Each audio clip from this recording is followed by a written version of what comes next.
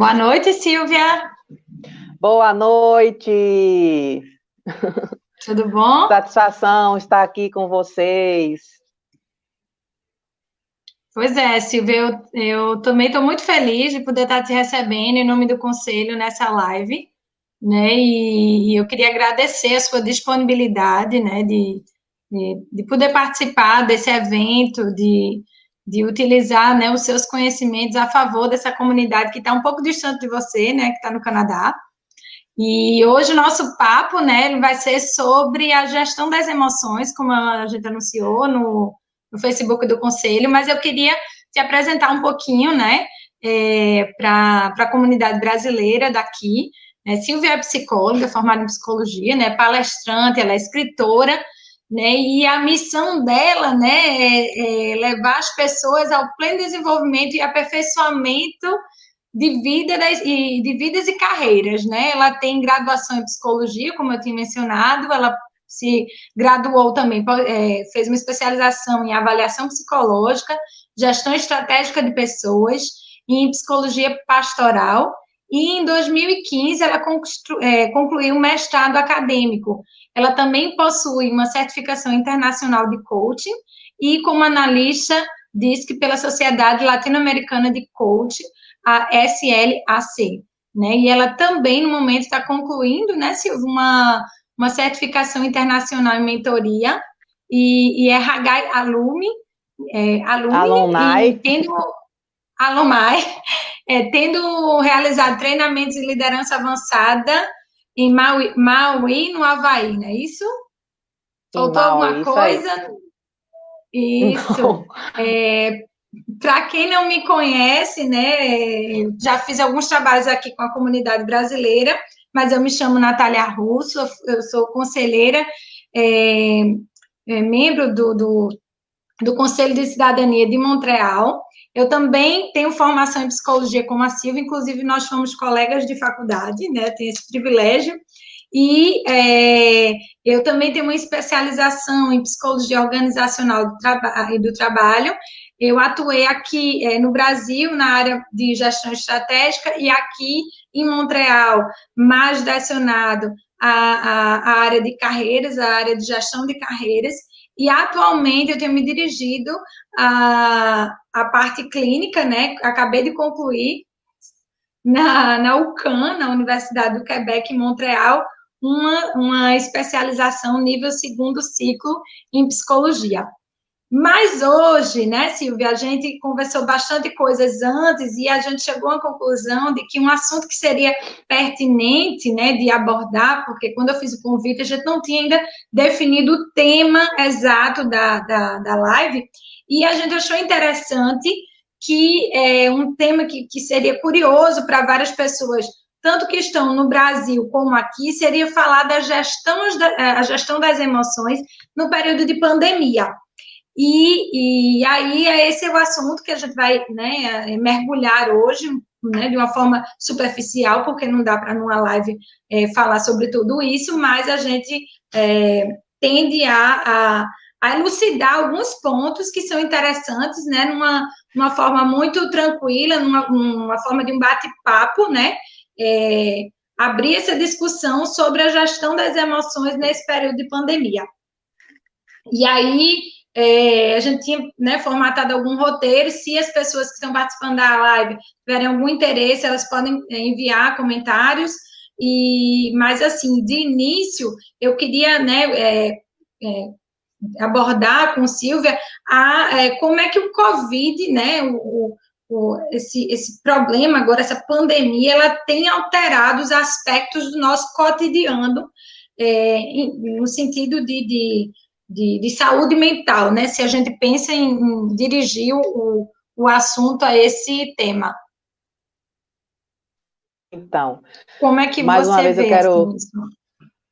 mais uma vez eu quero agradecer, né, o convite feito através da Natália, mas pelo Conselho de Cidadania. Fico muito feliz por estar aqui com vocês, né? Falar de gestão das emoções, para mim, é uma satisfação enorme. Eu agora estou lançando, a Natália falou, né, que eu sou escritora. Eu acabei de coordenar uma obra que está sendo lançada, era para ter sido lançada, aquela festa de lançamento, né, agora em junho, mas por conta da pandemia, nós não fizemos o lançamento oficial, mas o nome da obra é Gestão das Emoções no Ambiente Corporativo, e a gente trabalha, né, todos os autores trabalham nesse livro com como que as emoções individuais, elas podem influenciar o trabalho, a liderança, o coworking entre as pessoas, né? Então, gerenciar as emoções é fundamental em qualquer fase da vida. Mas no momento de pandemia, né, principalmente numa situação em que todos foram pegos de surpresa e, portanto, todos estávamos despreparados, né, para passar por essa situação, acho que ninguém nunca imaginava, né, que nós iríamos ficar na situação em que nós estamos hoje. Gerenciar as emoções é um aspecto fundamental. Nós temos visto muitas pessoas em sofrimento psíquico, sofrimento emocional, por conta do que o Covid trouxe, né?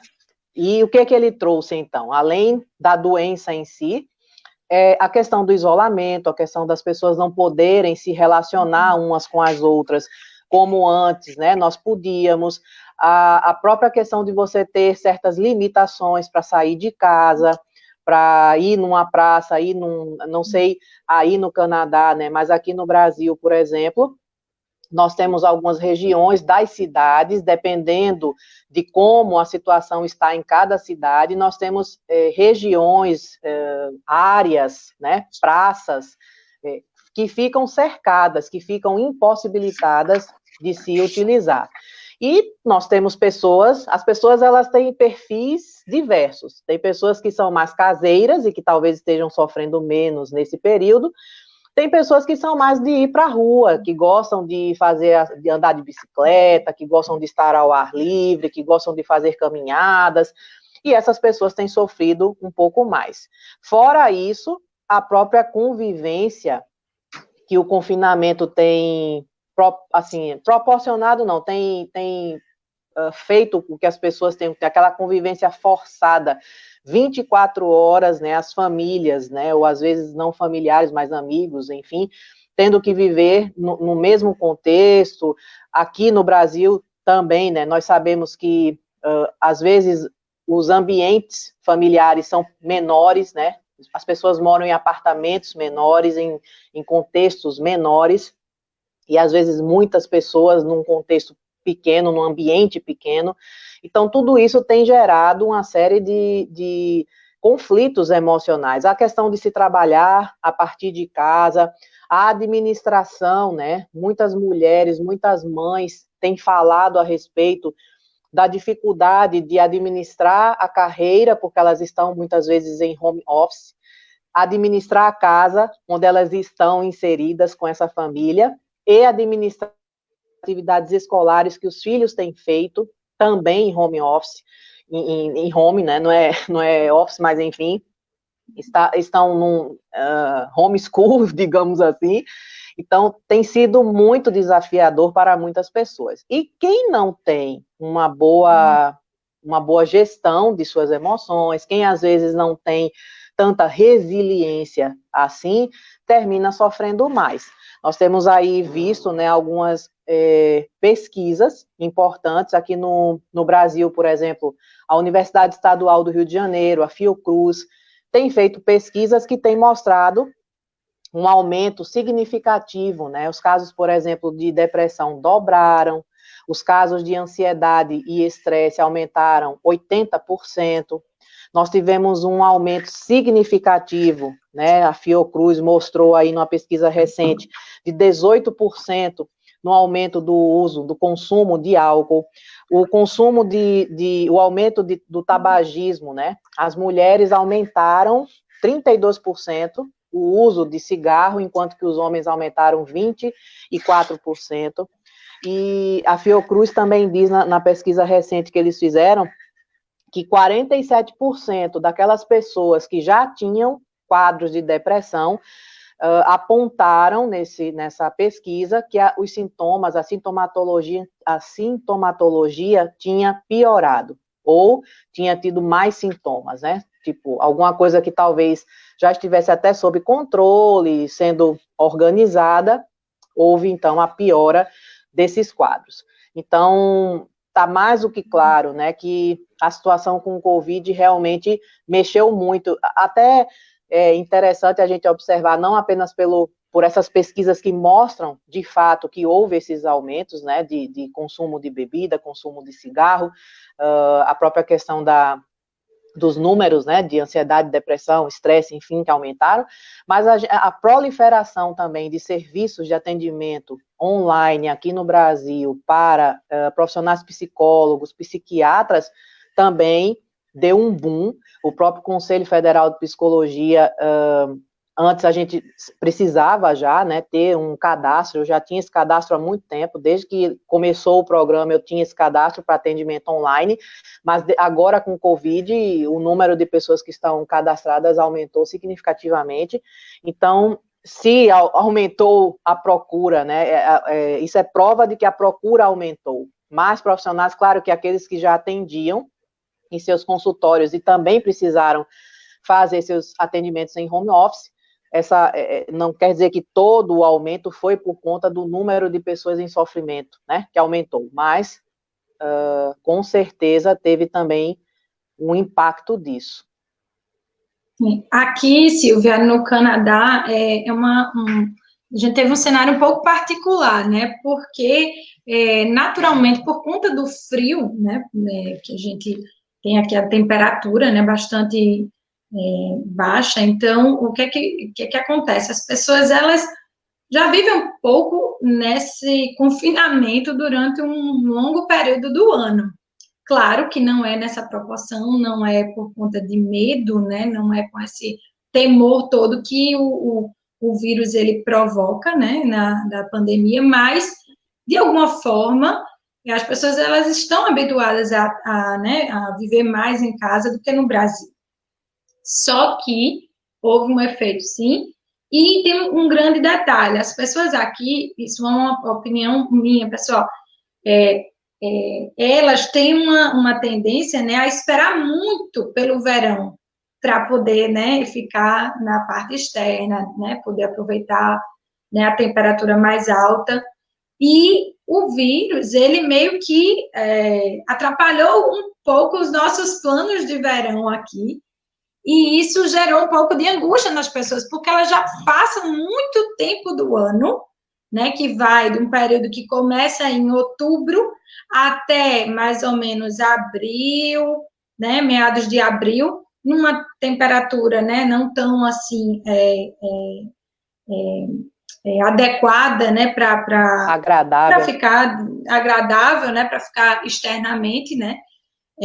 E isso que acontece é que em fevereiro, né, mais ou menos no final de fevereiro, início de março, começou esse período de isolamento físico, e aí muitas pessoas se perguntavam, e aí, como é que vai ser o verão, né, e a gente vai ficar assim, como é que vai, né, e muitas pessoas com quem eu conversei, né, que estavam num estado de estresse grande por conta da pandemia, elas falaram, mas a gente já tem pouco período de verão, aí vai emendar daqui a pouco no inverno de novo, né, então, assim, né, essa ansiedade, né, que aumentou, não só devido a isso, mas devido a todos os aspectos que você mencionou, que eu acho que são mundiais, né, a questão da família, tá todo mundo junto no mesmo ambiente, né, a questão de gerenciar a rotina de trabalho, criança, esses vários aspectos, e também a quantidade de informação que a gente recebe externamente. Eu acho que essa questão dessa sobrecarga de informação, né, que as pessoas recebem através da mídia social, ela, de alguma forma, tem afetado bastante as pessoas que estão em casa e que tentam procurar, de alguma forma, ter algum controle, né, sobre a situação. Teve até uma situação que eu não sei se no Brasil se repetiu tão quanto aqui, mas a questão da compra do papel higiênico. Não sei se aí teve essa essa situação, né, meio cômica, assim, mas que foi uma coisa, assim, bem estressante, né, as pessoas panicaram e começaram a comprar lotes, né, de papel higiênico, com medo de uma recessão de papel higiênico, e começaram a comprar alimentos, e muitas pessoas, eu vi em algumas reportagens, algumas pessoas falando que o medo não era tanto do vírus em si, mas da situação de escassez, né? Então, como são pessoas que não estão muito acostumadas aqui a viver numa situação de escassez, principalmente alimentar, né? Até por conta do nível socioeconômico, essa situação, né, que poderia ser enfrentada, né, que se colocava desenhada à frente dessas pessoas, ela era muito, assim, algo muito, muito delicado e muito angustiante, né, então, quando as pessoas se depararam com prateleiras vazias, né, farinha, né, eu cheguei no supermercado mesmo e não tinha farinha de trigo, né, assim, aveia, tudo que era em termos de farinha não tinha, né, e o bendito papel higiênico, né, assim, que começou a faltar nos grandes mercados de sulfácea aqui, como o Costco e outros. Então, acho que a vivência que a gente teve, tanto aí quanto aqui, foi um pouco similar, mas eu acho que a gente deve, assim, acrescentar o fato daqui das pessoas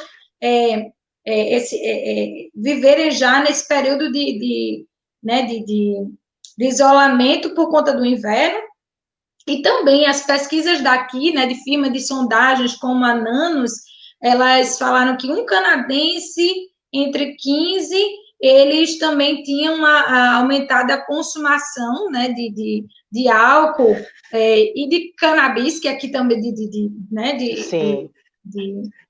cannabis. Aqui também, maconha. Cannabis aqui também da maconha, aqui também porque é liberada, né? Então, a gente tem lojas específicas onde a venda é liberada, e 18,7, né, é a porcentagem de canadenses de 15 a 34 anos que declararam ter aumentado o consumo de álcool depois do início da pandemia. É bem próximo daqui, né? Aqui nós estamos em 18% do aumento do álcool. O cigarro aqui fica diferente para a gente, porque no Brasil a cannabis não é legalizada, né? Não quer dizer que as pessoas não consigam dar o jeito de quem faz uso, né? De conseguir. E, obviamente, uma Fiocruz da vida, a Universidade do Rio de Janeiro não vai fazer, acho, né? Penso eu, não vai fazer uma pesquisa nesse sentido, visto que não é legalizado. Mas, se fosse feito, certamente iria apontar também para um aumento de substância psicoativa, tenho quase certeza. Tem um último ponto, Silvia, sobre essa questão da pandemia, como ela alterou aqui também.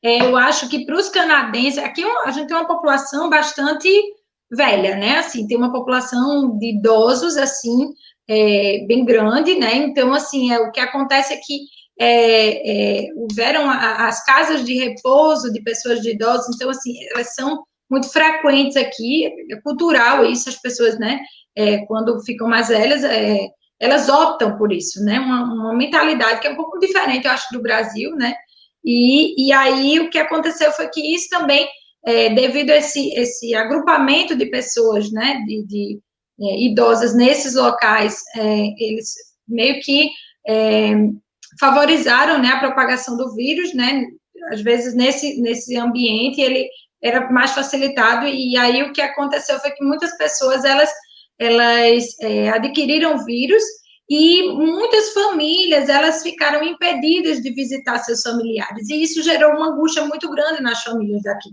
porque mesmo que essas pessoas, às vezes, vivam em ambientes assim, as famílias, elas tinham, né, o hábito de visitar, né, os netos tinham o hábito de visitar, então, elas ficaram impedidas de visitar, né, e com poucas informações, às vezes, dos familiares que estavam ali, então, isso também, eu acho que teve um impacto grande, né, no ambiente social também daqui, em relação aos canadenses que se preocupavam com um aumento crescente de casos, né, de Covid dentro desses ambientes, e também um número crescente de mortes dessas pessoas que moravam nesses ambientes. Então, isso foi também um ponto, né, social bastante discutido aqui, que era a contaminação das casas de repouso daqui. Aqui a gente não tem, né, muito assim, até existem casas de repouso, obviamente, mas nós não temos essa cultura.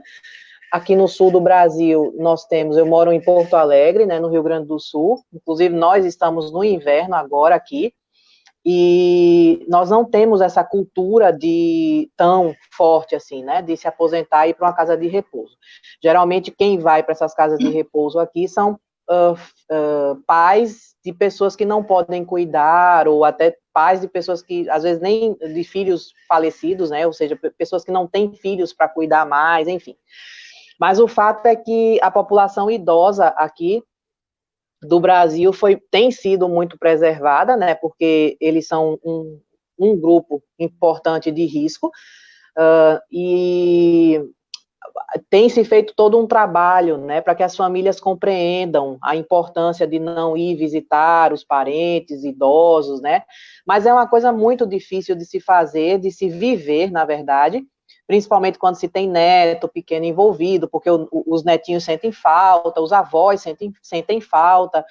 Eu me lembro de uma amiga minha que ela mora num condomínio e o sogro dela mora no mesmo condomínio, numa casa ao lado, né?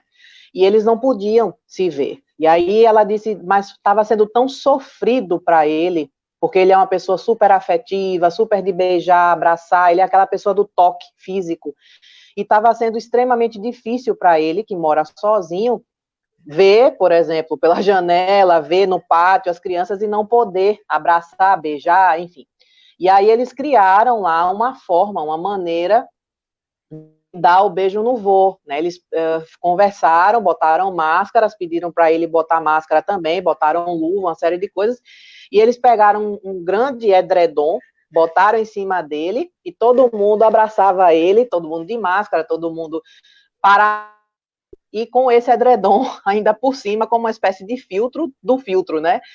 E eles fizeram isso algumas vezes para que esse vovozinho pudesse se sentir, né? Sentir aquele toque que ele, então, não estava tendo por conta da situação do Covid. Então, as famílias estão se ajustando, né? Como dá, mas nem sempre eu não sei se você... é possível. Eu acho que parece...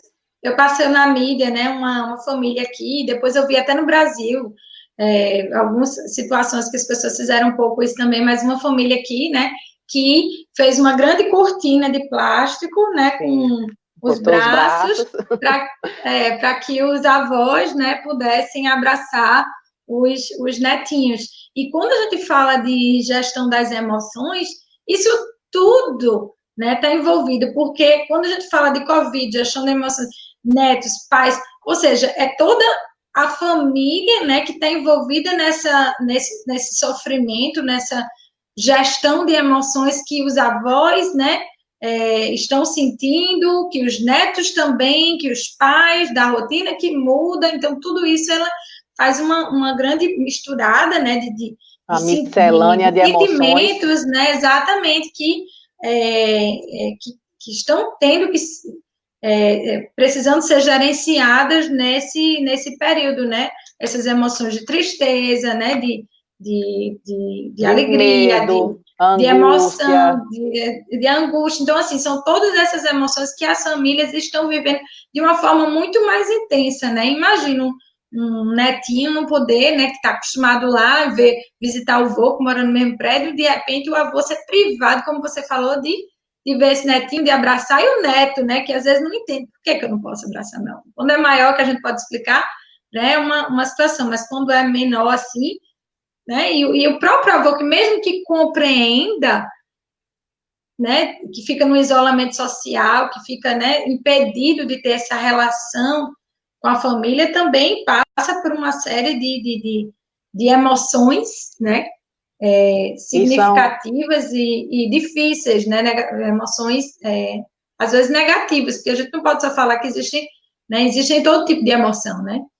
Sim, e é importante também dizer, né, que cada pessoa se emociona de uma forma, né, a emoção, ela é uma resposta a um estímulo, né, ela é instintiva, ela vem, você é estimulado por algo, alguma coisa ou alguém, e você tem respostas, né, neuronais que fazem você sentir, então, algumas coisas, você tem aquela sensação, né, o medo, a paixão, a alegria, a tristeza, né, o abandono, a sensação de abandono tem sido muito grande nesse tempo, né, pelos idosos, por exemplo, que eles entendem racionalmente que eles não estão sendo abandonados, mas a sensação é de abandono, né, porque eles não podem ter esse contato com os seus queridos. Então, saber que cada pessoa, você pode, por exemplo, ter o idoso, o vovô e a vovó, o idoso e a idosa,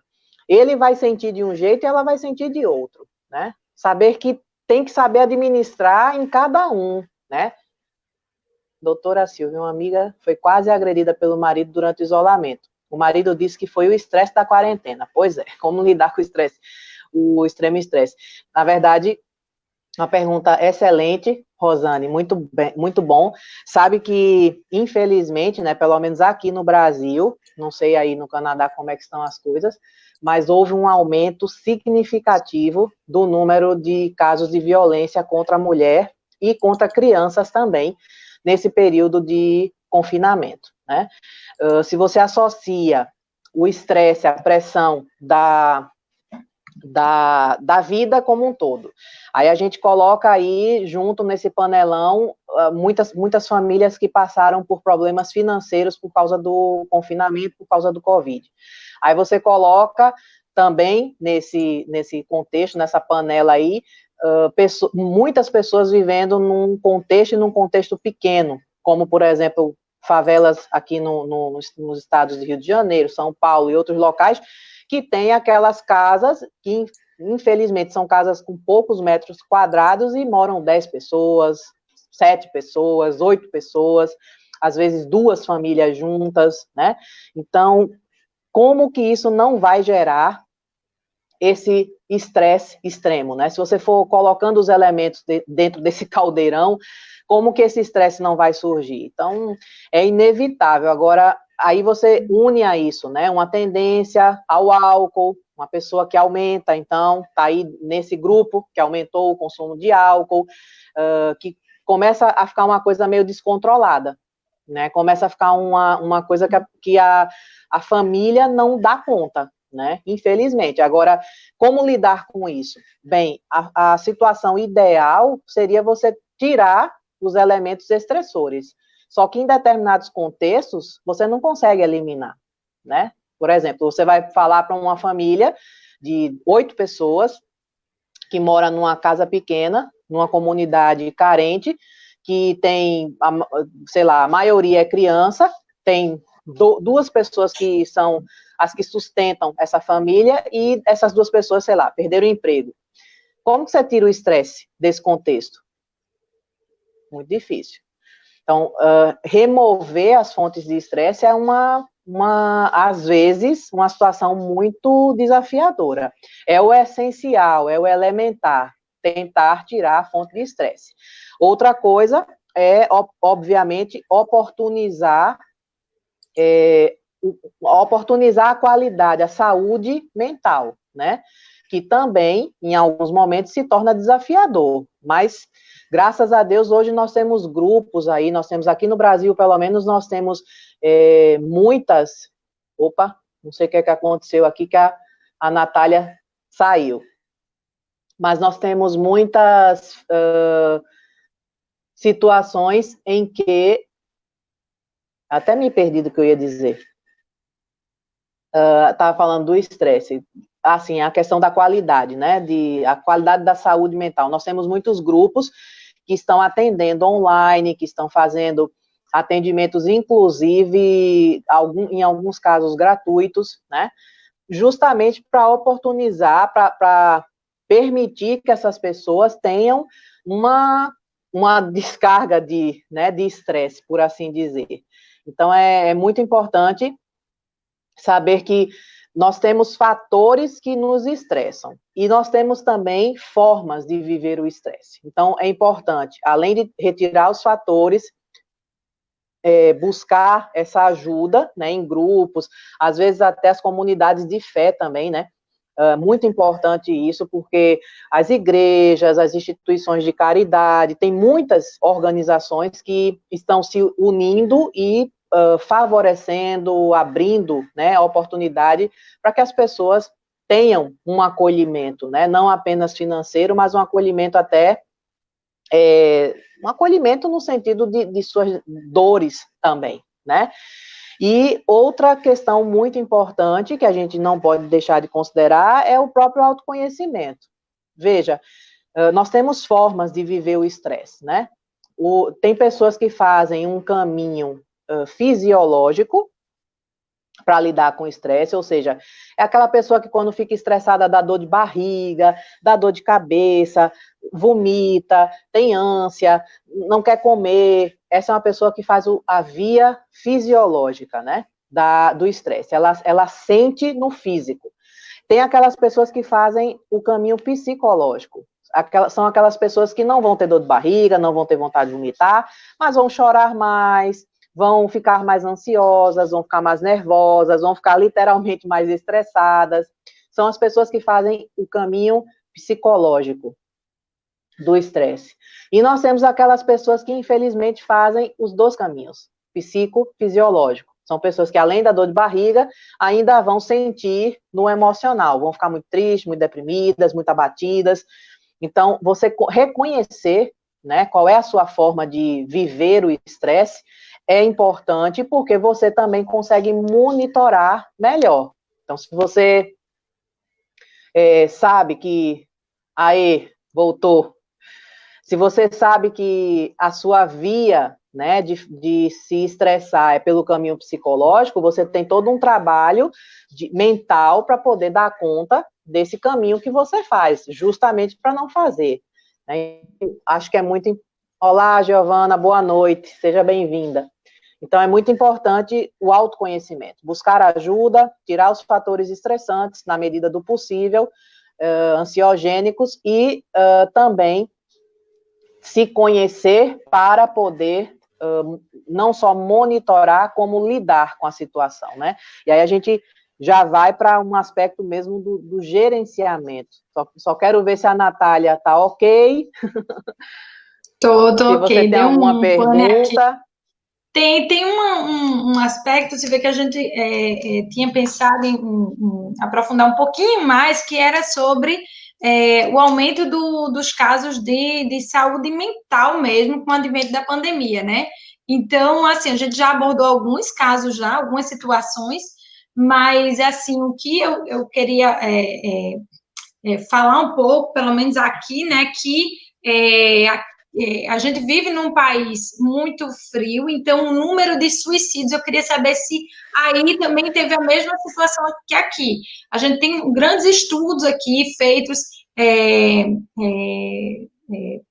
que mapeiam até o grau, né, o caminho que se faz até chegar numa situação que pode ela ser perigosa, né, para que a pessoa ela cometa o suicídio. Então, existe um estudo que até a gente chama de uma escala do suicídio, onde você pode medir, né, se a pessoa ela apresenta alguns sinais, se ela já está com um projeto mais desenvolvido dessa ideia, né? Então, assim, existe todo um trabalho de vários centros aqui de escuta, onde se pode se telefonar para elucidar um pouco mais, até o fato de falar um pouco, né, sobre essas emoções e mencionar esses sentimentos. A gente viu em várias literaturas científicas que ajuda, né, quando a pessoa ela começa a poder identificar os sentimentos que ela tem, ela nomear esses sentimentos já é alguma coisa que facilita até a gestão dessas emoções. É você poder dizer o que está sentindo, né? E aí o que acontece é que existe vários estudos e uma grande preocupação, né, que a sociedade canadense tem, Em relação a isso, eu queria saber como é que está sendo no Brasil, né? Porque aqui existem várias linhas, né, telefônicas do governo. Eu depois no final vou até mencionar aqui alguns serviços, né? Inclusive o próprio consulado brasileiro aqui, ele tem um trabalho, né, também de escuta, uma profissional que se disponibiliza a ajudar os brasileiros. E isso é bem interessante, mas eu queria entender um pouco da tua parte, assim, como é que está sendo isso no Brasil. Aqui no Brasil, com certeza, também houve, né, um aumento, infelizmente, obviamente, não é divulgado por uma questão de saúde pública, né, uma questão de contenção, mas a gente que é da área de saúde, a gente sabe que houve, né, a gente tem informações e sabe que houve um aumento, sim, significativo, até porque já se foi dito, né, que o número de casos de depressão dobraram em alguns lugares, né? E a depressão, dependendo do nível em que ela está, e até também um dado importante, né, como esse da Fiocruz, em que 47% dos respondentes afirmaram que a sintomatologia piorou, né, agora, nesse período de pandemia e confinamento. Isso significa dizer que essas pessoas deprimidas, e a depressão, né, um dos motivos que leva as pessoas a se suicidarem é o estado depressivo. Então, é algo que não pode ser desconsiderado. Aqui no sul do Brasil, né, nós, infelizmente, temos cidades campeãs nacionais de suicídio. As pessoas associam, às vezes, com a questão do sazonal, da queda de temperatura agora, porque realmente acontecem muitos casos de suicídio no inverno. Aqui no Rio Grande do Sul, por exemplo, existem 4 cidades aqui que são as recordistas nacionais de suicídio, mas isso não quer dizer que só seja por conta da sazonalidade ou por conta do frio, né, da sazonalidade.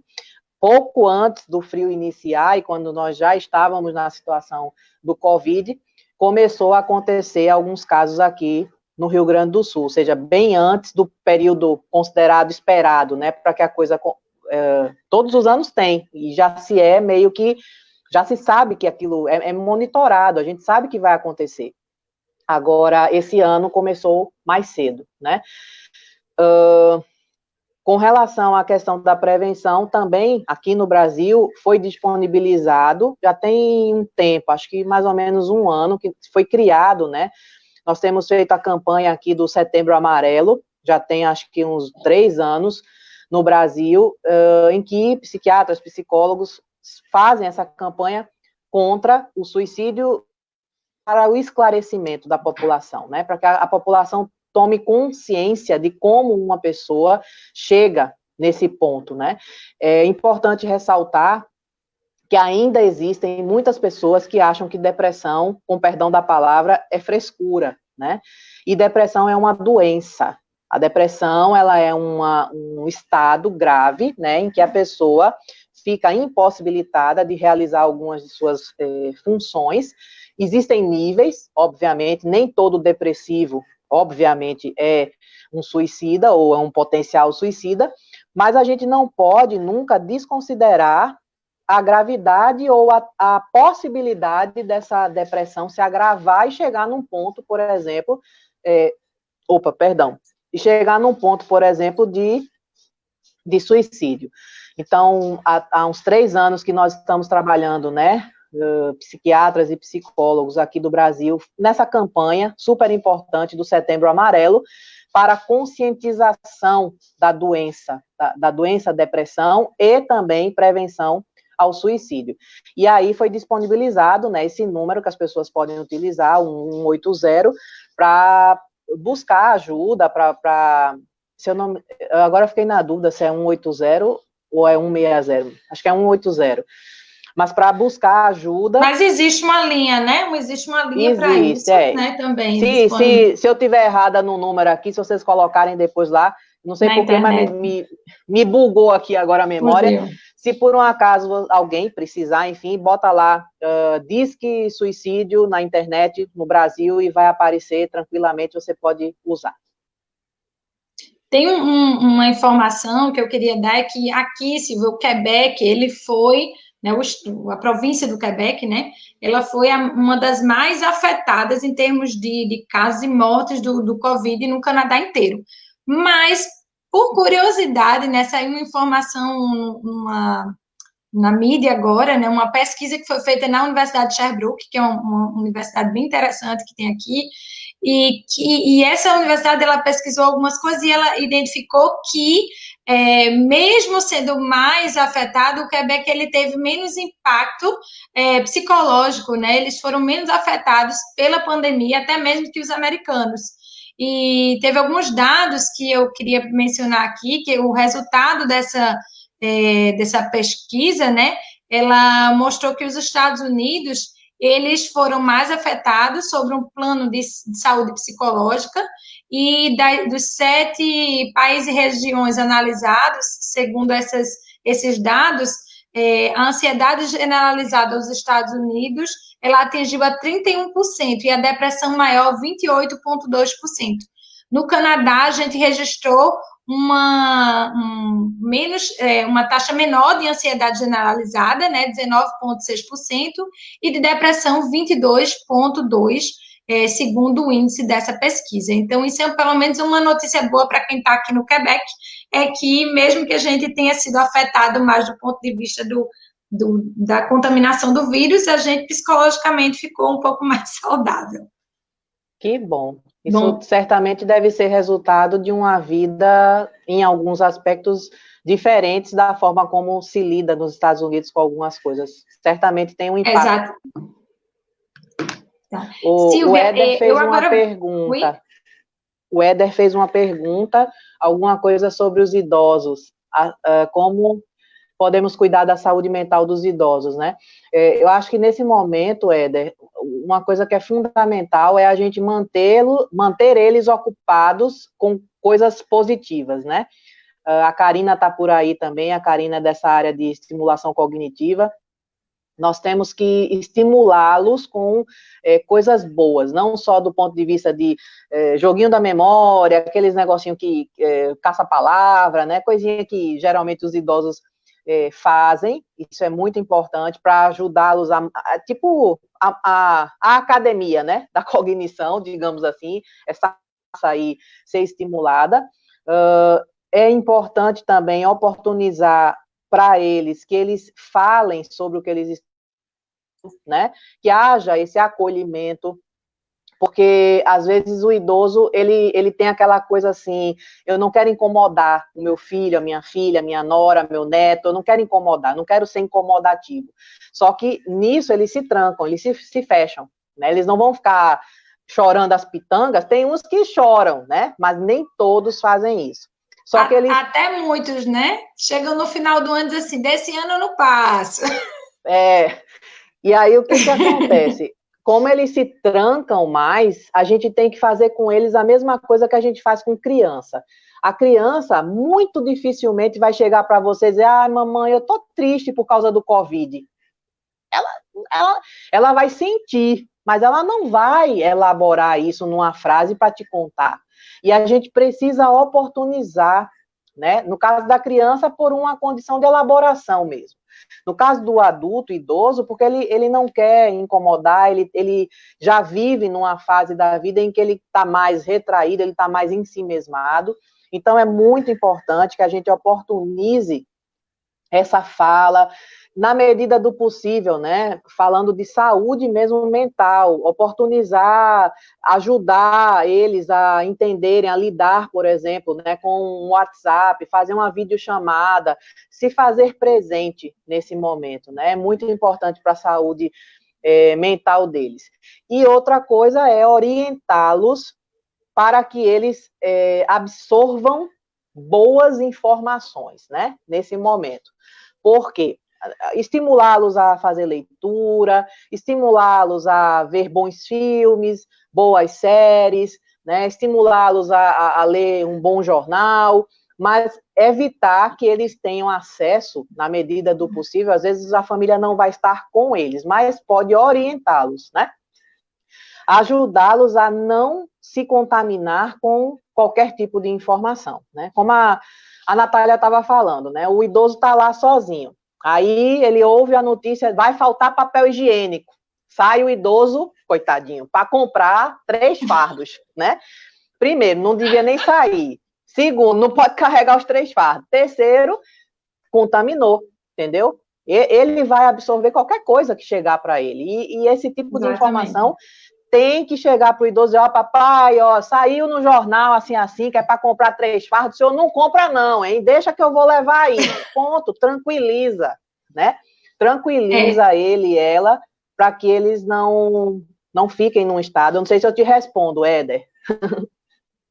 Acho que sim. E Silvia, eu vi aqui, né? Eu recebi até umas pessoas que comentaram, mas a linha do Brasil é o Centro de Valorização da Vida e o número é o 188. Ah, é 188, olha aí, tá vendo? Centro de Valorização da Vida. Isso aí, Centro de Valorização mas mais da propriamente Vida, mas mais propriamente agora a gente assim adentrando mais, né, no assunto das emoções, né? Porque a gente já está com um tempo já intenso de live, né? A gente já está com uns 45 minutos, vamos lá. Eu queria saber assim, Silvia, vamos falar um pouco assim para as pessoas o que são as emoções. A gente já falou de algumas emoções, mas o que é emoção necessariamente? O que é uma emoção? A emoção é essa reação, né? É algo que acontece, por exemplo, se você estiver, eu estou aqui agora sentada na frente da Natália, e aí, sei lá, do nada pula uma cobra aqui em mim, puf, uma cobra. O que é que eu vou sentir? Vou sentir um medo, um pavor, ou seja, eu não vou dizer para o meu cérebro, sente medo aí, porque tem uma cobra aqui. Não, isso é instintivo, isso vem, puf. Assim como quando o meu marido me faz uma surpresa, eu não estou sabendo que eu vou receber um buquê de flor lindo, né? Da flor que eu mais amo na vida. Aí eu vou lá, quando eu chego na sala, aquele buquê enorme. Eu não vou dizer para o meu cérebro, se emocione. Não, vem. Então, a emoção é isso, é uma reação. Nós sentimos a emoção e nós externalizamos. Do latim, no original, é emovere, né? Ou seja, é essa coisa de você movimentar, é algo que se movimenta dentro de você. E dizem, né? Alguns falam assim, que é quando você externaliza, ou seja, sabe aquelas expressões, né? Universais que os antropólogos fazem estudos, que se você colocar uma foto de alguém sorrindo, né? Todo mundo vai dizer essa pessoa está feliz ou essa pessoa está sorrindo. Por quê? Porque é geral, é universal. São emoções que todos conhecemos, né? Tem aquelas emoções básicas que todos nós conhecemos e sentimos. Então, emoção é isso, é você sentir, é você reagir a algo, você sentir esse algo e você expressar esse algo, né? Que você está sentindo. Às vezes, ou por vezes, já viram aquelas pessoas que dizem assim, ai, fulaninho não tem sentimento, fulaninho é muito frio. Por que fulaninho é muito frio? É porque ele não tem sentimento? Não, é porque ele, às vezes, ele bloqueia essa expressão desse sentimento, dessa emoção. Mas, tirando os casos raros aí, né, por exemplo, uma sociopatia em que a pessoa, às vezes, não sente mesmo emoções, via de regra, as pessoas se emocionam. As pessoas têm, isso acontece no nosso cérebro, né? São questões neuroquímicas, né? Substâncias que são liberadas e que fazem a gente sentir o que a gente sente, dependendo do estímulo. Então, emoção é isso, é você ser estimulado, reagir a esse estímulo, sentir isso, expressar isso, se emocionar. Uma pessoa que chora num concerto, num show, num espetáculo, ela está demonstrando aquilo que ela está sentindo. Como se diz, né? A percepção, né, da ação para a ação do organismo quando ela desencadeia aquela ação fisiológica, né? Essa percepção da prontidão para a ação do organismo, né? Que são desencadeadas pelas sensações fisiológicas, né? Que é diferente de sentimento, né, Silvia? Que às vezes as pessoas confundem a emoção com sentimento, que é muito mais uma interpretação cognitiva da situação. Né? Então, a sensação é aquela reação, e o sentimento é como a gente interpreta isso. E é importante não confundir uma coisa com a outra, as pessoas misturam às vezes, né? Se emocionar é você reagir a esse estímulo. Sentimento é o juízo que você dá, o juízo que você faz a partir disso que você sente. né? A partir dessa sensação que você tem pela reação desse estímulo. Isso é o sentimento. Exatamente. E aí, se vem entrando mais no assunto das emoções, a gente já... Deixa eu pegar aqui as perguntas que a gente tinha mencionado. Tá, voltei, achei aqui. Como gerenciar as emoções no período de pandemia? A gente já abordou alguns assuntos já, mas primeira coisa, eu acho que a gente poderia agora falar um pouco desse sofrimento coletivo, né? Dessa adaptação da rotina ao confinamento, né? Como é que a gente pode gerenciar essa adaptação toda, né? Que a gente tudo teve que mudar, né? Não tem como dizer que, numa situação de pandemia, é engraçado que nas portas das casas, aqui nas janelas, né, em todos os lugares, as pessoas desenhavam, as crianças principalmente desenhavam um arco-íris, Silvia, e colocavam escrito embaixo, ça va bien aller, que quer dizer, né, tudo vai ficar bem. Mas vai ficar bem não quer dizer que está bem. E está tudo bem que não está bem. Né? Então, assim, eu acho que uma das coisas que a gente tem que falar um pouco para as pessoas é que está tudo bem que não está bem. E que é normal que não esteja bem, porque a gente está numa situação de pandemia. É uma situação diferente, né? No mundo inteiro, nunca se viveu ainda, mesmo que as outras, a gente já tenha passado por algumas pandemias, mas não tem ainda um registro, né, histórico de uma situação como tal na geração da gente. Né? Então, é uma coisa nova. Né? E é como se coloca aqui, ça va bien aller, tudo vai ficar bem, mas ainda não está. Né? Então, mas como é que você vê essa questão do gerenciamento das emoções em relação à rotina, né? A questão desse sofrimento coletivo e dessa rotina do confinamento? Muito bem. Eu acho que isso até responde aí a pergunta da Maria Tereza, né? Quando ela pergunta, ela disse que engordou 8 quilos, que ficou com a menstruação desregulada. Isso pode ser emocional, com certeza, até porque a menstruação está relacionada com a questão hormonal, e a questão hormonal está interrelacionada com a neurotransmissão. Então, certamente, né, a própria ansiedade, né, para comer mais, ou para beber mais, ou para fumar mais, ou seja, qualquer tipo de compulsão. A impulsividade, né? Qualquer compulsão nesse momento, né, tem que ser observada dentro desse contexto, né? Nós precisamos pensar assim, ó, o termo até gerenciamento das emoções. Por que é gerenciar as emoções, né? Se a gente acabou de dizer que a emoção ela é uma coisa instintiva, que vem na gente, né? A gente não tem como dizer não emocione, não.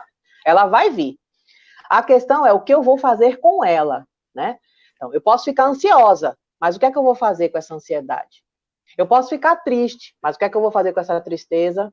Eu posso ficar com medo, mas o que é que eu vou fazer com esse medo? Aí a gente vai para a parte que é mais cognitiva mesmo, da coisa da terapia cognitiva comportamental, quando a gente fala da importância de se gerenciar. Porque, vejam, nós pensamos, e a partir do que a gente pensa, a gente sente, e a partir do que a gente sente, a gente age, ok? Penso, sinto, ajo. Eu penso, o meu pensamento se torna um estímulo, então eu vou sentir, eu vou me emocionar, eu vou sentir, e como eu sinto, a interpretação que eu faço desse sentimento vai me levar a agir.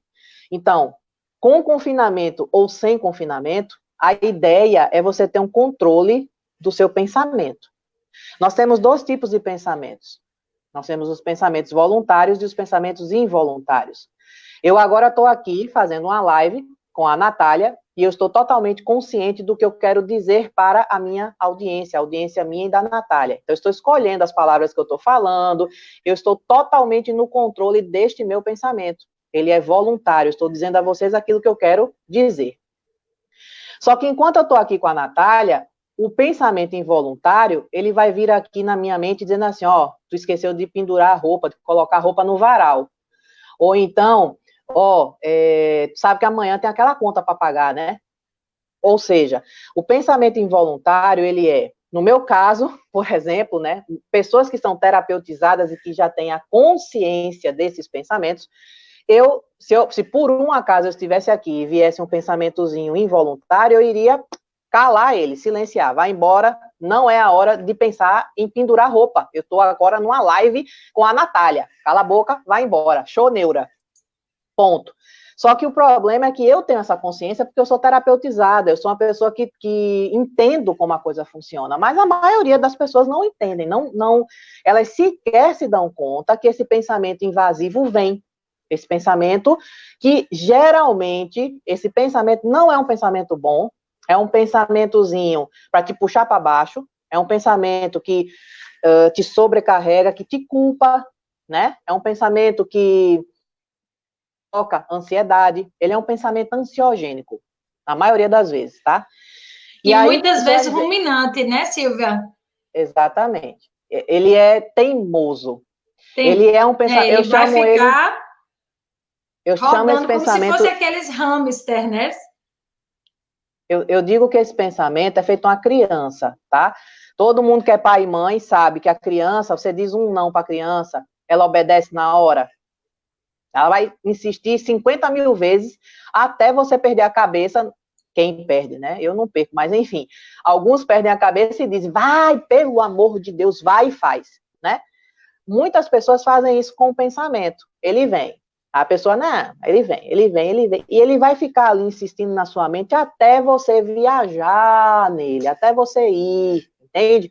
E o problema é que quando você vai nesse tipo de pensamento ruminante, estressante, ansiogênico, que é um pensamento, às vezes, disfuncional, é um pensamento que não é reflexo da realidade, né? Papel higiênico, gente, não vai faltar papel higiênico, mas seu pensamento vai ficar ali. Olha, vai no supermercado porque vai faltar papel higiênico. Enquanto você não for lá, por que leva para ação? Porque você sente falta, você sente a dor de, meu Deus, não vai ter papel higiênico, você sente o medo, você vai lá no supermercado comprar o papel higiênico. Ó, o pensamento gerou um sentimento e você agiu. Simples assim. Então, é muito importante nesse período de confinamento você controlar esse pensamento insistente, esse pensamento que é feito uma criança irritante, para que ele não gere sentimentos ruins e você também não tome atitudes inadequadas, como, por exemplo, comer além do que deve. Embora tem muitos estudos que falam, né, Silvia, que você não está alimentando esse pensamento, mas você, às vezes, é bom vivenciar, né, entender o que você está sentindo. Não adianta também reprimir o pensamento. Porque quando a gente coloca uma barreira, tem alguns relatos científicos que dizem que esse pensamento ele vai voltar de uma forma assim, piorada, né? Ele vai voltar ainda mais forte, né? Quando eu falo de show neura, né, não é necessariamente você negar ele, mas é você dizer para ele que ele é inadequado. Você dizer, olha, não é hora agora, eu não vou te administrar agora, né? Não é você negar, é você simplesmente, no momento em que você está no controle, você é que tem que controlar ele, né? Você pode evocar ele depois. Você pode dizer assim, ó, vem cá agora aqui, vamos conversar, eu e tu. Aliás, algumas pessoas pensam, né, que conversar consigo mesmo é coisa de gente doida, mas na verdade é o contrário, né? Você tem que conversar com você mesmo. Claro que você não vai chegar no ônibus, né? Ah, Silvia, porque, gente, Silvia, ontem tu, hein? Minha nossa, o que tu fez ontem, Silvia? Claro que você não vai ter um diálogo com você mesmo na presença de outras pessoas. Mas falar... Em alta voz, né? Em alta voz em ambientes públicos. Out loud, não. Então, você vai ter que fazer você tem que administrar, você tem que perguntar para você mesmo, por que eu estou pensando isso? Por que eu estou pensando numa conta que ainda falta 10 dias para pagar? O que é que está me levando a pensar nisso? Aí, se você for fazer a análise, você vai se dar conta que você está com medo de daqui a pouco não ter o recurso para pagar essa conta, aí você tem que começar a trazer as evidências para a sua vida, né? Tá, mas por que está com medo? Você não está com seu salário direitinho? Ah, mas teve redução salarial. Tá, então qual é a adaptação que tem que se fazer? Tudo parte de você identificar o pensamento, você controlar, dizer a ele a hora que ele vai ser pensado, e mesmo que seja real, e seja algo, não vai ter o dinheiro para pagar a conta, tudo bem, não vai ter, mas o que você pode fazer para resolver essa situação? Pensar, chorar, se desesperar, vai resolver? Vai pagar a conta? Não, então você tem que trabalhar na solução desse problema, alimentar, inclusive, o seu cérebro nesse sentido da solução. Tem pergunta aí, Natália, eu não sei se tu quer ler, se tu quer tem seguir aqui, eu tô vendo o aqui teu o script. comentário, né? Eu vou seguir o script, tá? Depois a gente aborda um pouco mais as perguntas, mas tem uma outra questão aqui que era sobre essa sobrecarga de informações no cérebro, né? A gente hoje em dia tem algumas pessoas que estão falando assim, ter a informação, ver a informação na internet, buscar informação de alguma forma, um mecanismo de controle para saber o que está acontecendo. Mas isso é positivo ou é negativo? Né? Essa sobrecarga de informação para saber tudo o que está acontecendo, os números, né? E aí mistura no Brasil, principalmente, né, a questão política, e aí começa um bolo de informações, né, e que chega a ser cansativo. Então, isso, como é que deve ser tratado isso? Isso deve ser absorvido como um mecanismo de controle ou não? Deve diminuir um pouco mais o acesso à informação? Como é que você sugere essa questão da informação? Do controle, gerenciamento dessa informação para que ela não sobrecarregue o nosso cérebro, porque a gente está com excesso de curva, né? Então, são até nomenclaturas novas, né?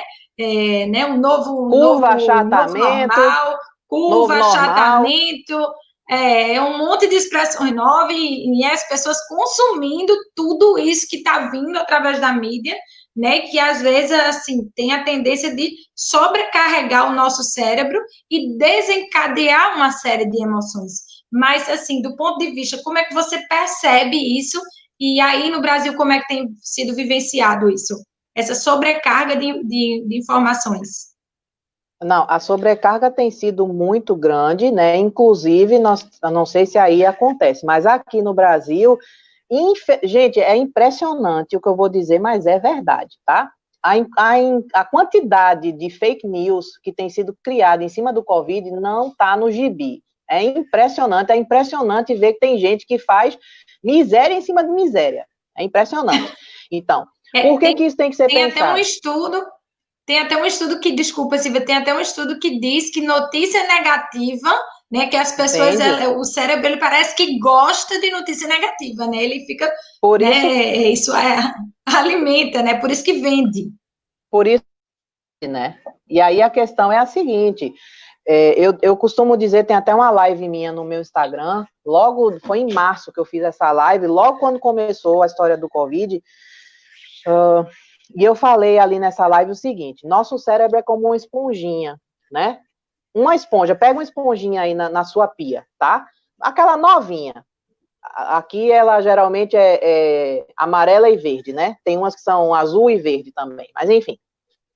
Você pega uma esponjinha e você coloca a esponjinha num recipiente limpinho, com shampoo, fazendo bolha, você bota a esponjinha ali, ela vai sair dali, vai sair cheia de bolhinha, cheirosinha, maravilhosa, ok? Correto? Você pega a mesma esponjinha, que você derruba ela, coloca ela dentro de um recipiente cheio de lama, ela vai sair como dali? Toda podre, cheia de lama, toda contaminada, correto? Marrom, não vai estar nem na cor natural dela. Assim é o nosso cérebro. As esponjinhas são os nossos cérebros, os recipientes são esse tanto de informação, às vezes, inclusive fake, inclusive falsas, que estão à disposição. Então, o controle no recebimento dessas informações é fundamental. Você tem que selecionar a fonte das suas informações com muito critério, com muito cuidado.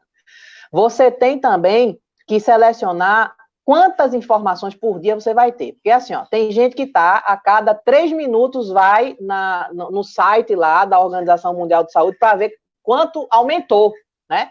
Agora me diga, você saber que morreram mais 1.000 pessoas em 3 minutos, né? No mundo todo, claro. 1.000 pessoas em 3 minutos. Isso é botar a sua esponjinha no potinho do shampoo ou no potinho da lama? Fala a verdade aqui para mim. O que vai adiantar para você saber quantas pessoas morreram em X tempo? Não vai adiantar nada. O que você tem que continuar fazendo é ficar na sua casa, higienizar as coisas que chegam, usar máscara quando sair, os cuidados que você tem que ter. É isso que você tem que fazer. Quantas pessoas vão morrer, quantas pessoas morreram, quantos isso, quantos aquilo, isso não interessa, a não ser informação do tipo. O governo decretou alguma coisa, você tem que saber o que é que o governo decretou, né? Por quê? Porque não pode ir na praça, por exemplo. O governo decretou que a praça tem que ficar fechada, a prefeitura fechou a praça. Você tem que saber, ponto. Como, por exemplo, aqui agora vai ser obrigatório, em alguns dias, eu acho que em um dia, eu acho, o uso de máscara. Se você não usar, vai levar uma boa multa, né? E o estabelecimento também. Então, assim, nessas exigências legais, né? Que pode ter um impacto real sobre, Exato. sobre a população. Aqui no Brasil foi feito, por exemplo, em alguns momentos, em alguns estados, o rodízio de carros, como é feito em São Paulo no normal, né? Rodízio de carros, só podia sair pessoas com uma placa X ou Y ou Z, par ou ímpar, né? Se não for par no dia par, ímpar no dia ímpar, e sábado e domingo tinha alternância. Então, isso você tem que saber, porque tem uma repercussão na sua vida. Agora, se aumentou o número de casos, me perdoe, pessoal, me desculpem. As questões políticas, né? Porque o governo deixou, não deixou usar a hidrocloroquina, se ela funciona mesmo, se não funciona. Aí já vem a fake news que diz que não funciona. Aí já vem o laboratório, não sei das quantas, que fez um fingimento lá, não sei de quê, para poder dizer que não funcionava.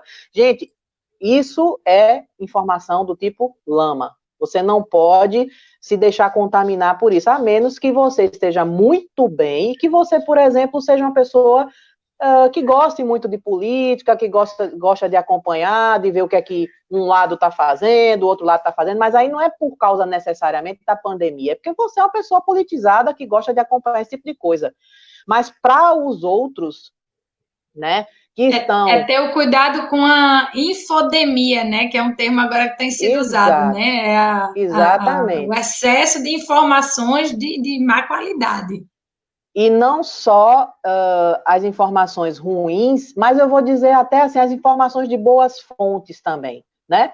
Vamos lá, você tem uma fonte maravilhosa, fidedigna, tudo okzinho com essa fonte, mas você vai a cada 5 minutos lá olhar. Não, determina por dia. Pensa assim, ó, você pode, por exemplo, bolo é uma coisa gostosa, né? Bolinho de chocolate, com cobertura, maravilha. Mas você pode, a cada 5 minutos, comer uma fatia de bolo de chocolate? Não, porque se você fizer isso, você vai comer 4 bolos por dia, você vai passar mal, certo? Tudo demais é veneno. Nosso cérebro se intoxica tanto quanto o nosso ele é corpo. Ele se intoxica, nossos pensamentos ficam intoxicados da mesma forma, depende de como você alimenta eles. Por isso que o bom, nesse momento, é você colocar bons inputs, né? Você colocar boas informações no seu cérebro, boas leituras, boas reflexões, boas conversas. Gente, na internet tem tanta coisa boa, tem muita coisa ruim? Tem, mas olha, o que tem de profissionais de excelência fazendo bons vídeos para YouTube, falando sobre vida financeira, vai estudar uma língua, olha que maravilha. Tem dificuldade no inglês? Vai aperfeiçoar o inglês em vez de ficar vendo notícia do Covid. Então, eu acho que é por aí. Uhum. E tem uma coisa também, Silvia, que eu queria discutir um pouco com você, era sobre a precariedade dessas relações sociais, que a gente já falou um pouco disso, né, em relação aos idosos, mas como é que você sente que ela tem afetado, né, as emoções das pessoas, essa falta de contato, né, e muitas vezes, algumas pessoas perguntaram aí, eu vi nos comentários, por isso que eu nem abordei o comentário específico, mas existe um sentimento maior, né, assim, de quem mora aqui no Canadá, porque a sensação é, se acontece alguma coisa com os meus familiares, primeiro que a gente está sem avião para ir para aí, né, e recentemente o consulado organizou, né, junto com o consulado e o conselho organizou um voo, né, para o Brasil, mas não é muito fácil para a gente pegar um avião e ir para o Brasil se alguém fala assim, a gente nem consegue chegar na hora, né? Então, tem muitas pessoas que estão com saudade e não podem visitar, tem os familiares lá, não tem nenhum controle sobre isso, e fala se alguém também não pode viajar, né? Semana passada eu conversei com uma amiga que mora na Flórida, é uma senhora já, e aí ela disse, a minha irmã que estava visitando o marido que estava trabalhando na Europa, ela morreu. E aí ele vai trazer a caixa, né, com as cinzas dela para enterrar aqui. Mas eu não pude vê-la, não pude, né? Ela não pôde fazer muita coisa, não. Então, assim, para quem mora fora, é lógico que esse sentimento ele é amplificado numa situação dessa. Existe também a culpa de não estar lá cuidando dos pais, né, cuidando dos familiares, próximos dos familiares, e em algumas situações até de outras doenças que podem ocorrer. Por exemplo, eu tenho pessoas próximas que tiveram câncer, né? Então, como é que esses familiares porque não só tem a gente não só tem o Covid para gerenciar atualmente, a gente tem as outras, a vida continua, todo mundo continua adoecendo do mesmo jeito, né? Então, se, por exemplo, no caso de um familiar que está em final de vida por outros fatores que não sejam Covid, mas que está doente e você não tem nem como viajar por conta do avião e a questão da pandemia, então, como é que você vê essa questão dessa precariedade de relações e dessa culpa, né, de não estar próximo das pessoas? Como é que a gente pode gerenciar essas emoções em relação a isso e esses sentimentos, né? O que eu vou falar, eu acho que responde um pouquinho isso que o Éder está falando aí, da situação do Felipe, que com relação à saudade que ele sente de casa, e também tem a ver com a questão do abandono, a sensação de abandono que os idosos estão passando, né, que também foi uma pergunta que ele fez.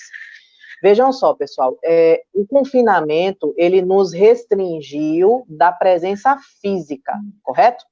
Ele nos restringiu do contato físico. E as pessoas têm confundido o contato físico, a restrição física com relacionamento. Eu vou dar um exemplo meu. Eu moro a quase 6.000 quilômetros de distância dos meus pais. Meu vínculo com os meus pais diminuiu? Não. Eu vejo meus pais sempre? Não. Eu vejo meus pais uma vez por ano, esse ano eu não vou nem poder ver.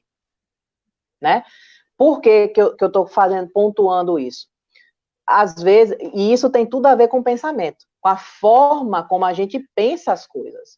Relacionamento... Interpreta esse estímulo, né, também. Exatamente, é uma questão de interpretação, porque é assim, ó, que Deus me livre e guarde, meu Deus do céu, Deus me livre e guarde, mas se meu pai e minha mãe falecessem, né, hoje, Deus os livre, mas se eles falecessem hoje, eu não ia ter culpa nenhuma com relação a não ter estado com eles, porque eu me relaciono com eles. Não é um relacionamento físico, mas o vínculo que nós temos de conversar, mandar mensagem, fazer videochamada, é intenso. Ou seja, eu me relaciono com os meus pais. Não é fisicamente, mas eu me relaciono com os meus pais. Ah, você pode sentir saudade de dar um abraço? Posso. E aí a gente tem um outro aspecto também do gerenciamento do pensamento e da emoção, que é o seguinte: nós estamos vivendo uma época, uma fase, em que as pessoas não lidam muito bem com nenhum tipo de frustração. E a gente não pode... E de privação, né? E de privação, né, Silvia? Imagina, eu vejo meus pais fisicamente uma vez por ano. Imagina se eu passar o resto do ano, os 11 meses, porque eles geralmente vêm ficar comigo um mês. Imagina se eu passar um mês feliz, porque meus pais estão comigo, e 11 infeliz, porque meus pais não estão fisicamente comigo. Isso é uma questão do que eu digo para mim mesma. Aliás, eu posso, e veja, isso pode parecer assim, não, mas isso aí não serve para mim, porque vai ver que ela é uma pessoa que não precisa de contato físico, mas eu vou dizer uma coisa para você tem que estimular, é o vínculo com essa pessoa, porque você pode morar na mesma cidade que seu pai e sua mãe, e você não ter vínculo nenhum, e você nunca vai ver, e aí sim, você vai se sentir culpado, sabe por quê? Porque você não tem vínculo. Vínculo não é presença física, vínculo é uma construção É o emocional. contato que se faz, e é o contato também que se faz, né, de alguma forma.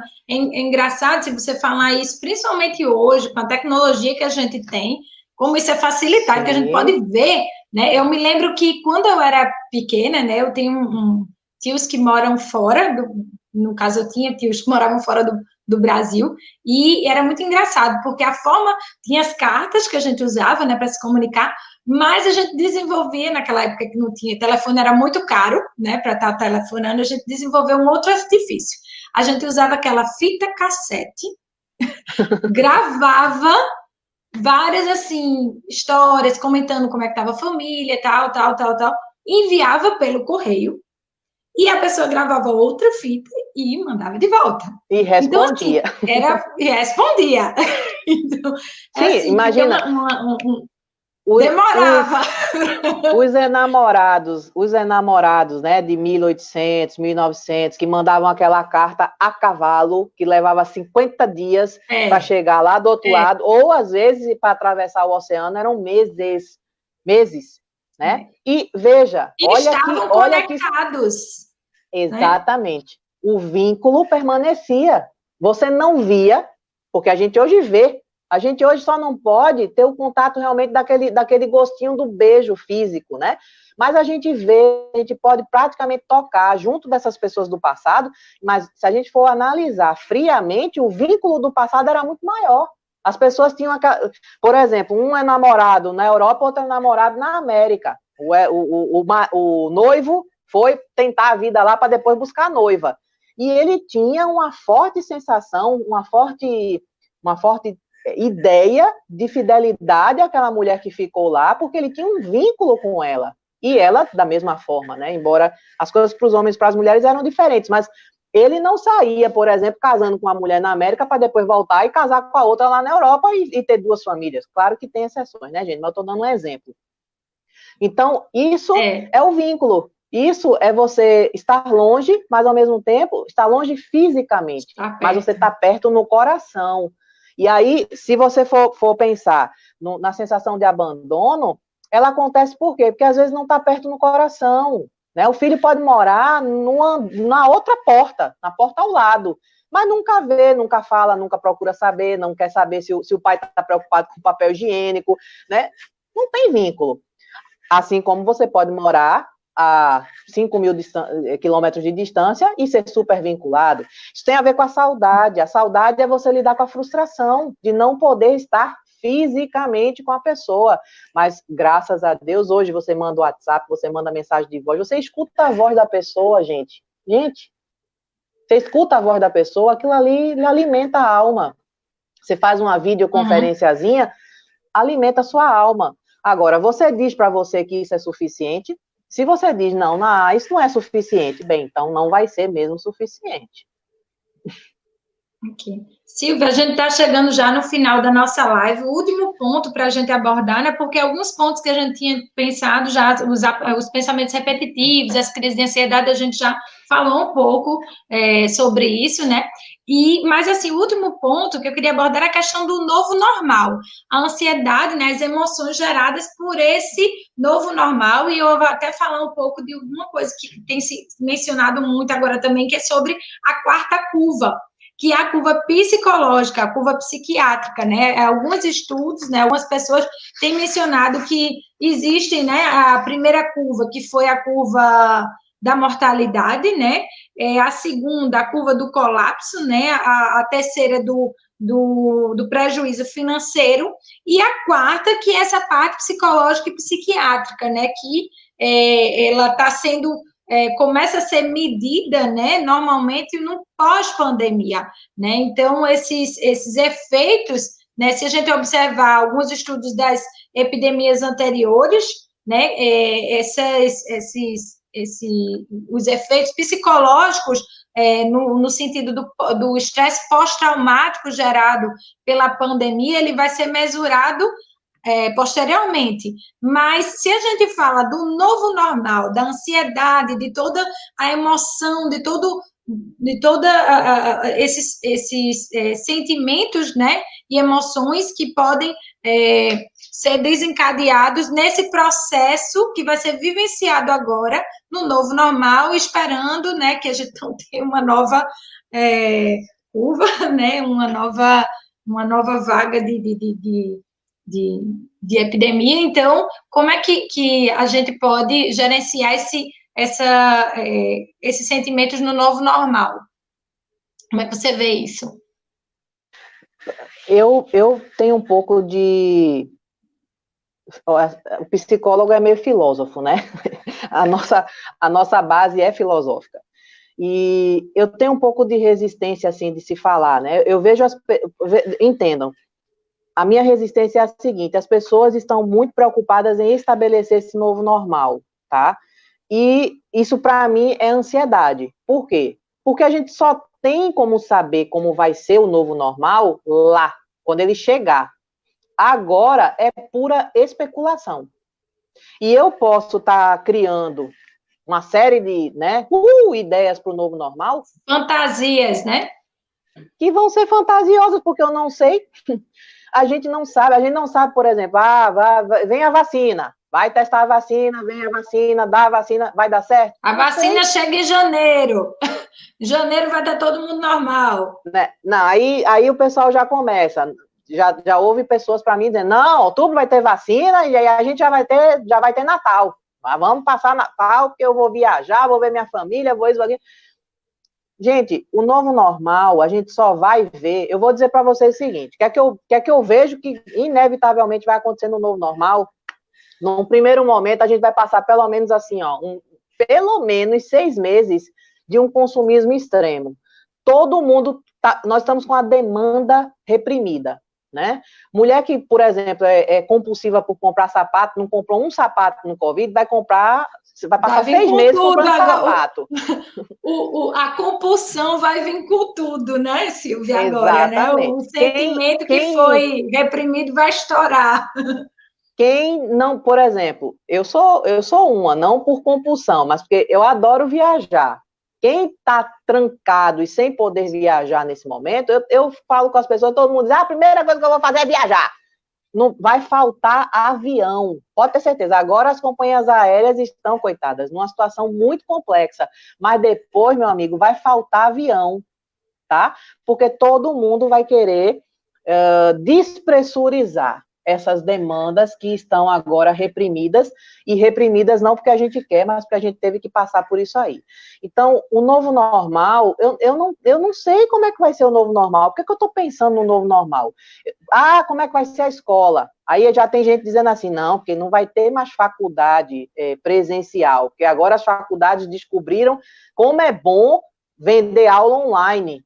Não sei, pode ser que elas, sim, acabe, os prédios virem grandes elefantes brancos nas cidades, e pode ser que não, pode ser que as pessoas continuem demandando aula presencial, não sei. Então, ficar pensando nisso agora, para mim, é ansiogênico, entende? O novo normal, a gente tem que pensar no novo normal mais em termos da nossa essência, eu acho, né? Eu acho que o Covid veio para puxar o tapete da humanidade e dizer assim, ó, vocês parem lá, porque vocês não estão pensando muito bem na vida, né? Eu acho que é um momento fantástico para quem quer fazer reflexão sobre a sua essência, sobre o sentido da vida, né? O que é, afinal de contas, viver? É comprar sapato? É viajar? Aí vem o Covid e tira isso tudo de você. O que é que fica? Essa é uma pergunta importante. Eu já recomendo, já indo para as minhas considerações finais, eu recomendo muitíssimo a leitura do livro Em Busca do Sentido da Vida, do Viktor Frankl, que é aquele austríaco, né, médico austríaco que passou por Auschwitz, e ali, naquela condição, ele conseguiu ter a capacidade, veja, Aí onde está? O que é que cada um faz, né, no momento de crise? Enquanto uns estavam lá morrendo, tirando a vida, sofrendo, etc., o cara foi fazer uma pesquisa empírica. E ele observou que cada pessoa vivia a crise de uma maneira diferente. E aí ele desenvolveu a logoterapia, que é a terapia do sentido da vida, né? Você encontrar um sentido para a sua vida. Se você tem sentido na sua vida, pode vir pandemia, pode pandemia ir embora, você não vai sair correndo, você não vai se descabelar, você não vai ficar compulsivo, você não vai ficar ansioso, você não vai ficar deprimido, porque a sua essência é preservada. Você sabe por que você está aqui. Você não está aqui para comprar, você não está aqui para viajar, você não está aqui para beijar, abraçar, também estamos, e não tem nada de errado nisso, como eu acabei de dizer, eu adoro viajar, mas se você tira, se você pinça essas coisas da sua vida, o que é que fica? Então, eu acho que essa é uma reflexão muito importante que a gente tem que ver, que tem tudo a ver com esse novo normal. O novo normal vai vir. Como é que você vai se adaptar a ele? Não importa o que é que vem. O que importa é como eu vou viver isso. Isso é o que importa. Não sei se eu E também eu acho que responde sim, claro, e um complemento, né, que eu queria colocar é que é bem de base, né, da visão cognitiva também, de você viver, né, o hoje, né, o que é que eu tenho para hoje, né, não ficar, né, no passado, eu devia ter feito isso com os meus pais, eu devia ter visitado mais, eu devia ter abraçado mais, se culpando, né, com o passado, nem com o futuro. Como é que vai ser esse novo normal, né? O que é que eu vou fazer? Será que eu vou conseguir viajar? Será que eu vou conseguir passar o final de ano com os meus pais, para quem está aqui, que tem o costume de viajar sempre no final do ano para visitar a família no Brasil, né? Será que eu vou arranjar um emprego? Será que, para quem perdeu o emprego agora, né? Será que eu vou conseguir pagar minhas contas? Claro, a gente tem que ser consciente, ser responsável, mas também tentar voltar ao máximo, sim. Mas hoje, o que é que eu tenho para hoje? Né? Eu acho que se concentrar no hoje, né? no sentimento que você está tendo hoje, né? Tudo, estabelecer o que do seu corpo, nas possibilidades de hoje, acho que ajuda a pessoa a se recentrar e poder viver essa experiência que tem sido esse período de pandemia, que pode ser até não é um período fácil, não é um período positivo. Eu acho um pouco errôneo dizer que está sendo uma coisa legal para as pessoas. Eu não acho que é uma coisa legal, uma coisa que é uma coisa difícil, mas que a gente pode, né, é desafiador, mas que a gente pode tirar proveitos dessa experiência. Exato. Que não é uma experiência positiva, não. Né, mas ela pode ser, o aprendizado, né, que a gente pode obter a partir dessas privações, né, dessas reflexões, isso sim é positivo. Né? Então, eu acho que é voltar para o centro, né? Eu até tenho um termo que o pessoal usa, né, tem usado bastante, assim, o pessoal da psicologia, que é a gente não se concentrar na tirania do si e na tirania do será. Tirania do si, você ficar atormentado, se eu tivesse feito, se eu tivesse isso, se eu tivesse aquilo. Se passou, minha gente, não tem mais, agora você é daqui para frente. E o será, tirania do será que isso, será que aquilo, será é amanhã, não sei. Eu estou no aqui e no agora, eu tenho que estar, plugada no aqui e no agora, inclusive para que esse será seja dominado por mim, e não que seja mais uma eu seja simplesmente tragada por esse será. Não, simplesmente aconteceu aquela história da síndrome de Zeca Pagodinho, né? Deixa a vida me levar, a vida leva eu. A vida é que mostra para você quais são as possibilidades, quando, na verdade, você tem que ir no aqui e no agora, com os pés plugados na realidade, ser autorresponsável para construir esse futuro, entendendo que o seu passado serve para você ir lá pescar somente experiência e sabedoria. Errou? Ótimo, então vai lá e vê o que você errou e não erra mais. É isso aí, mas remoer em culpa, de novo, controle do pensamentozinho ruim, que só vai te puxar para baixo.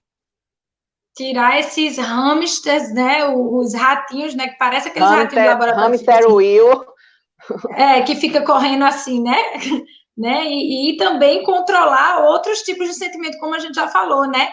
Quando a gente fala de hamster, serve até para as informações do telefone, né, que a gente fica Parece um ramo, né? Tô olhando, vamos ver, o que é que tem de novo aqui, né? E aí se contaminando, se intoxicando, né?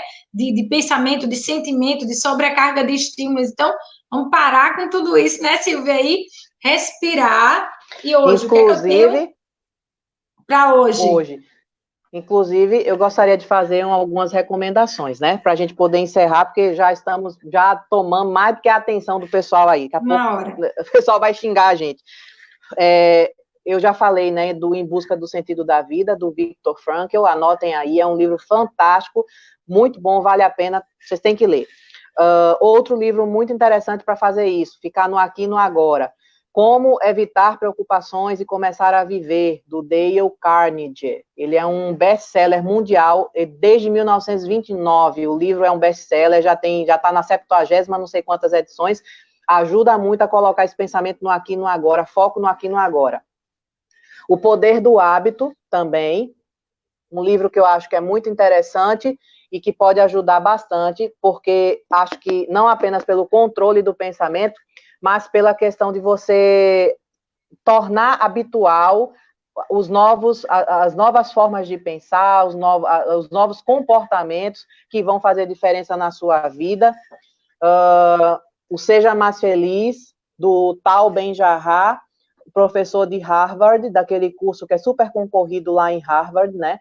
E o Tal Ben-Shahar, ele é fantástico, fala o que é a felicidade, afinal de contas, e como você pode encontrá-la. Então, seja mais feliz, controle dos pensamentos puro, isso aqui. E para quem está com alguma dificuldade no campo da administração financeira, por causa das restrições, por causa de diminuição de salário, enfim, Casais Inteligentes Enriquecem Juntos, o Gustavo Cerbasi, ele faz uma análise muito, assim, bem didática, bem lúdica, mostra como você fazer orçamento, mostra a importância de você economizar centavos, né? Alguém pode dizer, economizar centavo, moedinha. Ele diz, não, centavos, você junta aí, ó, durante X anos os centavos, você vai comprar, por exemplo, sei lá o quê. Então, se você compra alguma coisa com esses centavos acumulados, eles fazem diferença. Então, são algumas dicas que eu deixo para você alimentar a sua esponjinha de shampoozinho cheiroso nesse período tão desafiador. Só queria passar para terminar aqui uma linha telefônica, né, do governo destinada à população em relação à questão psicossocial, que aqui é o 811, né? E no Brasil, né, essa linha é 188. Né, Silvia, eu queria te agradecer, a gente está com 1h30 de live, né? Eu queria te agradecer bastante pela tua disponibilidade de estar aqui conosco, acho que foi bem produtivo, né? A gente pôde trocar várias ideias em relação ao assunto e espero a gente poder contar com a sua presença em outros eventos do Conselho. Em nome do Conselho, eu queria agradecer a sua participação. Contem comigo, eu estou à disposição. Obrigada mais uma vez ao Conselho de Cidadania aí de Montreal. Obrigada a vocês que estiveram conosco na audiência, pessoal. Se tiverem alguma dúvida, por favor, entrem em contato. O meu site é o www.silviaqueiroz.com.br. Lá vocês têm links de todas as minhas redes sociais, vocês podem me mandar mensagem, fiquem à vontade, por favor. Vai ser uma satisfação imensa poder ajudá-los da maneira que for possível.